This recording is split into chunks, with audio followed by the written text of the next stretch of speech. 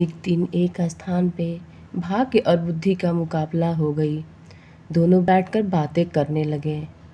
बातें करते करते उसमें बहस छिड़ गई। भाग्य ने कहा, मैं बड़ा हूँ, अगर मैं साथ ना दूँ तो आदमी कुछ नहीं कर सकता। मैं जिसका साथ देता हूँ उसकी ज़िंदगी बदल जाती है, चाहे उसके पास बुद्धि हो या ना हो। बुद्धि ने कहा, बुद्धि के बिना किसी का भी काम नहीं चल सकता। बुद्धि ना हो तो केवल भाग्य से कुछ नहीं बनता। आखिर दोनों ने फैसला किया कि खाली बहस करने की बजाय अपनी अपनी शक्ति का प्रयोग करके देखते हैं, पता चल जाएगा कि कौन बड़ा है। वे दोनों एक किसान के पास गए। किसान बहुत ही गरीब था। वह अपनी कुटिया के बाहर बैठ अपनी किस्मत पर रो रहा था। भाग्य ने कहा, देखो, इस इंसान के पास बुद्धि नहीं है, मैं इसका भाग्य बदलता हूँ।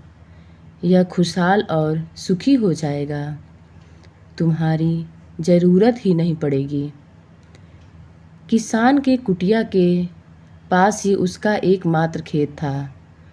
उसमें उसने ज्वार बो रखी थी।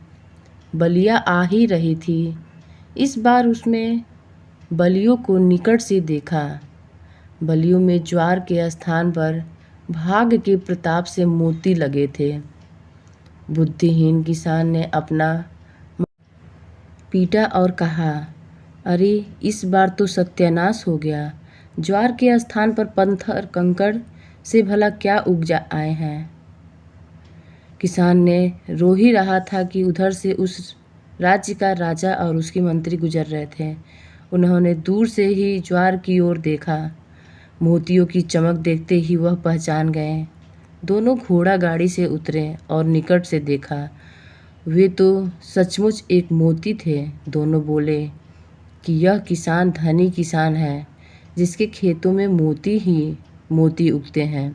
मंत्री ने किसान से कहा, भाई हम एक बाली तोड़ कर ले जाएं? किसान बोला, एक क्या 150 उखाड़ लो, पत्थर ही पत्थर तो लगे हैं। इनसे राजा ने मंत्री के कान में, देखो कितना विनम्र है, यह अपने मोतियों को पत्थर कह रहा है। मंत्री ने कहा, और दिल भी बड़ा है।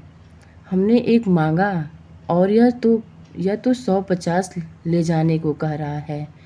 महाराज, वे दोनों बालियाँ तोड़कर ले गए। घोड़ा गाड़ी में बैठकर राजा ने मोतियों को हाथ से तौलते हुए कहा, मंत्री, हम राजकुमारी के लिए योग्य वर ढूंढ रहे थे ना, तो दूर क्यों जाएं? यह किसान जवान है, धनी है और कितना बड़ा दिल है इसका, इसलिए तो मोतियों को पत्थर कहता है। क्या ख्याल है? मंत्री बोला। महाराज, अपने मेरी मुंह की बात छीन ली। मंत्री घोड़ा गाड़ी से उतरकर किसान के पास गया और किसान के हाथ पर एक एक सोने की मुद्रा रखकर कहा, युवक, हम तुम्हारा विवाह राजकुमारी से तय करते हैं। किसान घबराया और बोला, नहीं मालिक, मैं एक निर्धन किसान हूँ। मंत्री समझा कि विनम्रता के कारण ही वह ऐसा कह रहा है। उन्होंने उसे उसके पीठ पर थपथपाकर उसे चुप करा दिया। राजा के जाने के बाद किसान ने लोगों को बताया कि उसकी शादी राजकुमारी से तय हो गई है। सब हंसे। एक ने कहा, अरे बेवकूफ़, यह शायद तुझे मरवाने के लिए हम तो तेरे साथ नहीं चलेंगे। कहीं हम भी न मर जाएं। अकेले अपनी बारात में जइयो। किसान को अकेले ही जाना पड़ा। राजा ने इसका बुरा नहीं माना। मंत्री ने उसे अपने घर ठहराया। वहीं से उसकी बारात गई और धूमधाम से राजकुमारी से उसकी शादी हो गई। शादी हो जाने के बाद राजा ने दामाद को महल का ही एक भाग दे दिया। राजा का कोई पुत्र नहीं था तथा वह दामाद को अपने पास ही रखना चाहता था ताकि राज सिंहासन भी बाद में उसे सौंप सके। राज परिवार की परंपरा के अनुसार राजकुमारी वधू के वेश में सज धज कर खाना लेकर रात को अपने पति के कक्ष में गई।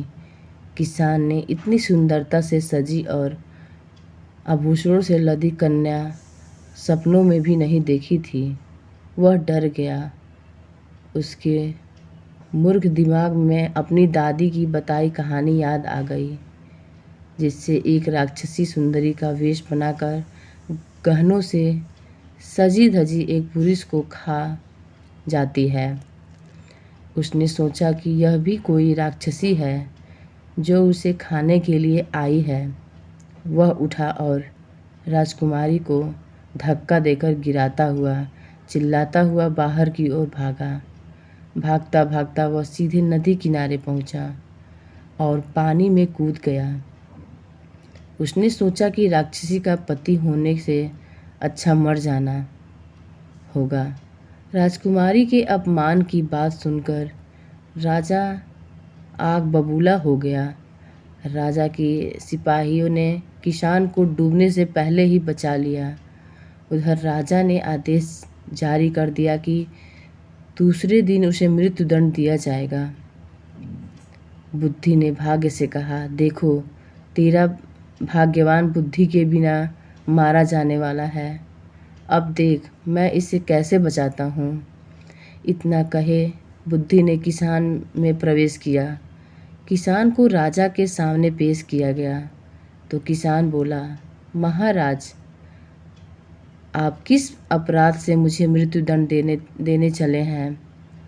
मेरे कुल में मान्यता है कि विवाह के पश्चात पहली रात यदि वर वधू की जानकारी में कोई व्यक्ति नदी में डूब मरे तो वधू विधवा हो जाती है या संतानहीन रह जाती है।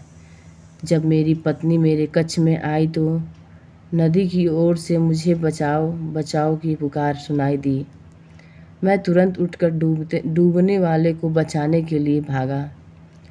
आप मुझे कोई भी दंड दे, मैं अपनी पत्नी के लिए कुछ भी करूँगा। उसकी बात सुनते ही राजा ने उठकर किसान को गले लगा लिया।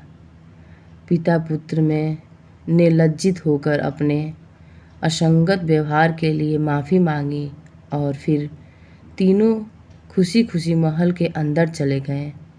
बुद्धि ने मुस्कुराते हुए भाग्य की ओर देखा। शिक्षा। जीवन में सफलता के लिए भाग्य और बुद्धि दोनों का मेल जरूरी है।